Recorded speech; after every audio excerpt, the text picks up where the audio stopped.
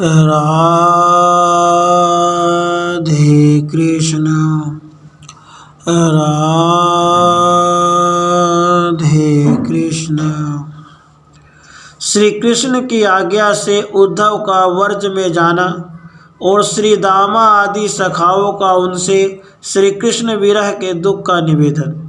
बहुलाश्व ने पूछा, मुनि श्रेष्ठ, अपने कुटुंबी जनों तथा जाति भाइयों को मथुरापुरी में निवास देकर यदुकुल तिलक श्री कृष्ण ने आगे चलकर कौन कौन सा कार्य किया।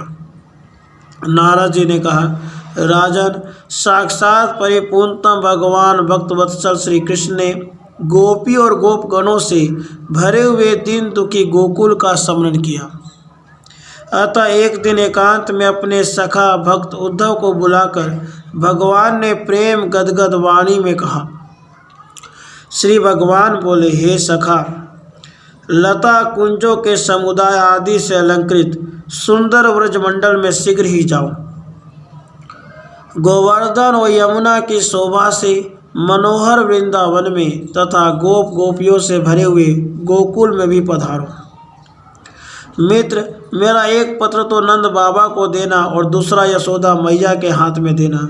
सखे, तीसरा पत्र श्री राधिका को उसके सुंदर मंदिर में जाकर देना और चौथा मेरे सखा ग्वाल बालों को मेरा शुभ कुशल समाचार निवेदन करते हुए देना।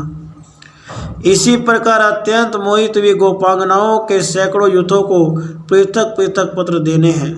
मेरे पिता नंदराज बड़े दयालु हैं, उनका मन मुझ में ही लगा रहता है और मेरी मैया यशोदा शीघ्र ही अपने पास बुलाने के लिए मेरा स्मरण करती है। तुम तो नीति शास्त्र के विद्वान हो, सुंदर सुंदर बातें सुनाकर उन दोनों के हृदय में मेरी परम प्रीति धारण कराना। मेरी प्राण वल्लभा राधिका मेरे वियोग से आतुर है और मेरे बिना मोहवश सारे जगत को सूना समझती है। उन सबको मेरे वियोग के कारण जो मानसिक व्यथा हो रही है उसे मेरे संदेश वचनों द्वारा शांत करो, क्योंकि तुम बातचीत करने में बड़े कुशल हो। सुदामा आदि ग्वाल बाल मेरे प्रिय सखा है, मुझ अपने मित्र के बिना वे भी मोह से आतुर हैं, तुम उन्हें भी मित्र की तरह सुख देना। मैं थोड़े ही समय में श्री व्रज धाम में आऊँगा। गोपांगनाएं मेरे वियोग की व्यथा के वेग से व्याकुल हैं, उनका मन मुझ में ही लगा हुआ है, उनके शरीर और प्राण भी मुझ में ही स्थित है। मंत्री परवर, जिन्होंने मेरे लिए अपने लोक परलोक सब त्याग दिए हैं, उन अबलाओं का भरण पोषण मैं स्वतः कैसे नहीं करूँगा। उद्धव, वे मेरे आते समय प्राण त्याग देने की उद्यत थी, वे आज ही बड़ी कठिनाई से प्राण धारण करती है। मेरे वियोग से उत्पन्न उनकी मानसिक व्यथा को तुम मेरे संदेश वचनों के द्वारा शांत करो, क्योंकि वार्तालाप की कला में तुम परम कुशल हो। सखी, मैं पहले जिस रथ पर आरूढ़ होकर व्रज से आया था, उसी रथ को उन्हीं घोड़ों, सारथी और बजती हुई घंटिकाओं से सुसज्जित करके अपने साथ ले जाऊं। मेरे समान निरूपण आलो।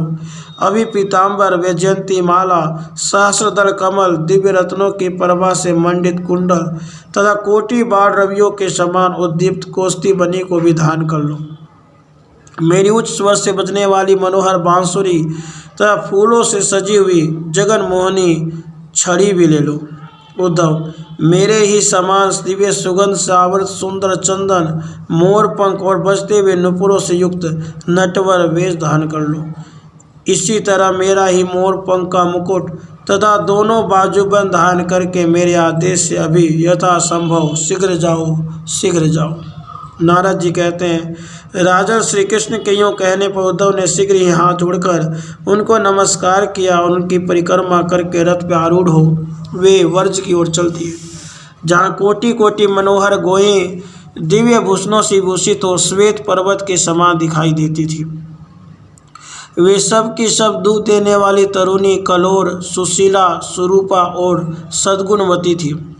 उनके साथ बछड़े भी थे, उनकी पूंछ के बाल पीले थे। चलते समय उनकी मूर्तियाँ बड़ी भव्य दिखाई देती थी। गले के घंटों और पैरों के मंजीरों का झंकार होता रहता था। वे किंकिनियों, शूद्र घंटिकाओं के जाल से मंडित थी। कितने ही गौएं सुवर्ण के समान रंग वाली थी। उनके सींगों में सोना बढ़ा गया था तथा नाना प्रकार के हारों और मालाओं से अलंकृत हुई उन गौओं की परवा सब और छिटक रही थी। कोई लाल, कोई हरी, कोई तांबे के रंग वाली, कोई पीली, कोई श्याम और कोई चितकबरी थी। उस वर्ज में धूम्रवन और कोयल के से काले रंग की भी कोई दृष्टि गोचर होती थी। तात्पर्य यह है कि उस वर्ज भूमि में अनेकानेक रंग वाली गौएं परिलक्षित होती थी। वे समुद्र की तरह अथाह दूध देने वाली थी। उनके अंगों पर तरुणी स्त्रियों के हाथों के छापे लगे हुए थे। हिरण की भांति चौकड़ी भरने वाले बछड़े उन सुंदर गौओं की शोभा बढ़ा रहे थे। उन गौओं के झुंड में बड़े बड़े सांड इधर उधर चलते दिखाई देते थे। उनके कंधे और सींग बड़े बड़े थे। वे सब के सब धर्म धुरंधर थे। गोपगण हाथों में बेंत की छड़ी और बांसुरी लिए हुए थी। उनकी अंग कांति श्याम सुंदर दिखाई देती थी। वे कामदेवों को ही मोहित करने वाले रागों में श्री कृष्ण लीलाओं का उत्सव से गान कर रहे थे।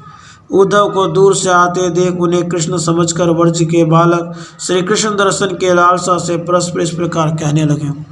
गोप बोले, मित्र, ये नंद नंदन आ रहे हैं जो हमारे प्रिय सखा है। निस्संदेह वही हैं। मेघ के समान श्याम कांति, शरीर पर पीताम्बर, गले में वैजयंती माला, कानों में रत्नमय कुंडल इनकी शोभा बढ़ाते हैं। वक्षस्थल पर कौस्तुभमणि, हाथों में गोल गोल कड़े शोभा दे रहे हैं।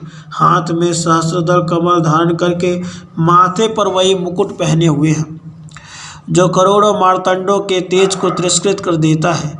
वे ही घोड़े और वही किंकनी जाल से मंडित रथ हैं। इस रथ पर बलदेव जी नहीं हैं, अकेले नंद नंदन ही दिखाई देते हैं। महाराज जी कहते हैं, विदेहराज इस प्रकार बातें करते हुए श्री दामा आदि गोपाल कृष्ण की ही आकृति धारण करने वाली कृष्ण सखा उद्धव के पास रथ के चारों ओर से आ गए।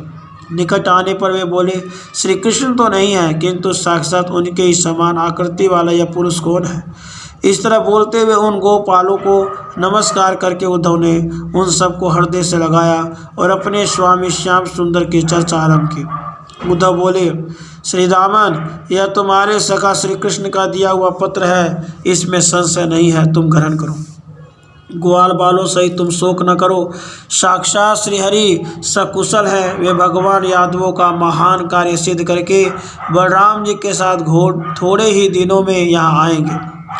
नारद जी कहते हैं, राजन, उनके हाथ के दिव्य पत्र को पढ़कर श्री दामा आदि वर्ज के बालक बहुत आंसू बहाते हुए गदगद वाणी बोले। गोपों ने कहा, हे पथिक, निर्मोही नंदन में ही हमारा तन, वैभव, धन, बल और समस्त अंतःकरण लगा हुआ है।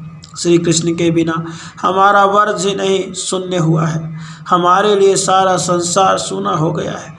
महामते, श्रीहरि के बिना उनके वियोग के दुख से हम व्रजवासियों के लिए एक एक क्षण युग के समान, एक एक घड़ी मनवंतर के समान, एक एक प्रहर कल्प के समान तथा एक एक दिन द्विप्रात के समान हो गया है। उद्धव, हम दिन रात उसे भुला नहीं पाते। हमारे जीवन में वह कैसी दुष्ट घड़ी आई थी जिसमें श्याम सुंदर यहाँ से चले गए। यद्यपि हम मित्रता के नाते सदा उनका अपराध करते रहे हैं, फिर भी हम वनवासियों के मन को उन्होंने सदा के लिए हर लिया है। राधे कृष्ण, राधे कृष्ण।